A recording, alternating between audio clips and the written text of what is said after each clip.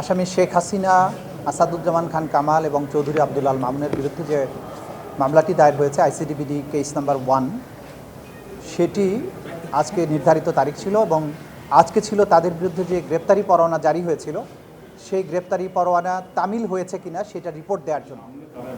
গ্রেপ্তারি পরোয়ানার ব্যাপারে আমাদের আইনশৃঙ্খলা রক্ষাকারী বাহিনী অর্থাৎ পুলিশ রিপোর্ট দিয়েছেন যে আসামি শেখ হাসিনা এবং আসামি আসাদুজ্জামান খান কামালের বাসায় বিভিন্ন সময় অভিযান পরিচালনা করে তাদেরকে সেখানে পাওয়া যায়নি।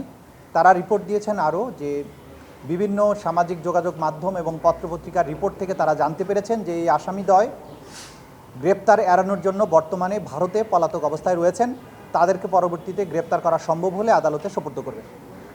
এই রিপোর্ট আসার প্রেক্ষিতে আমাদের ট্রাইব্যুনালের যে আইন আছে, ট্রাইব্যুনালের জন্য যে রুলস অফ প্রসিডিওর আছে, সেই প্রসিডিওর অনুযায়ী যেহেতু গ্রেপ্তার তাদেরকে করা যায়নি, সে কারণে আদালত আগামী 1 সপ্তাহের মধ্যে তাদেরকে হাজির হওয়ার জন্য, অর্থাৎ এই আসামি শেখ হাসিনা এবং আসাদুজ্জামান খান কামালকে আগামী 1 সপ্তাহের মধ্যে হাজির হওয়ার জন্য নির্দেশনা দিয়ে আদালতের এই আদেশটি দুটো বাংলাদেশের বহুল প্রচারিত পত্রিকায় বিজ্ঞপ্তি দেওয়ার জন্য আদেশ দিয়েছেন এবং এই বিজ্ঞপ্তি অনুযায়ী তারা যাতে হাজির হন আগামী 24শে জুন তাদেরকে সেই বিজ্ঞপ্তির মাধ্যমে জানিয়ে দেওয়া হবে 24শে জুনের মধ্যে তারা যাতে এই আদালতে এসে হাজির হয়ে এই বিচার প্রক্রিয়া মোকাবেলা করেন।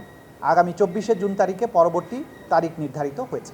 এই পত্রিকায় বিজ্ঞপ্তি প্রকাশের পরেও আসামিরা আদালতে উপস্থিত না হন তাহলে আদালত তাদের অনুপস্থিতিতে বিচারের রাস্তায় অগ্রসর হবেন, সেটা আমাদের আইনের সুনির্দিষ্টভাবে বর্ণনা করা আছে। তারা যদি এই সময়ের মধ্যে উপস্থিত না হন তাহলে আদালত আইন অনুযায়ী তার পরবর্তী কার্যধারা গ্রহণ করবেন এবং তাদের অনুপস্থিতিতেই বিচার কার্য পরিচালিত হবে।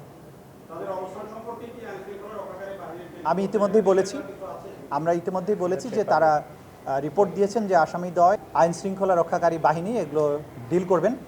আমাদের বিচার প্রক্রিয়া এটা ন্যায়সঙ্গত বিচারের প্রক্রিয়া। বাংলাদেশে যে অপরাধ হয়েছে সেটার বিচার হতে হবে, এটা ন্যায় বিচারের দাবি, আইনের দাবি, জাতীয় প্রত্যাশা, সেটা স্মুথলি অগ্রসর হতে থাকবে। কেউ যদি এটাকে বাধাগ্রস্ত করার চেষ্টা করে, কেউ যদি আইন অমান্যকারী কোনো কাজ করে, সেই ব্যাপারে যথাযথ আইনি ব্যবস্থা গ্রহণ করা হবে।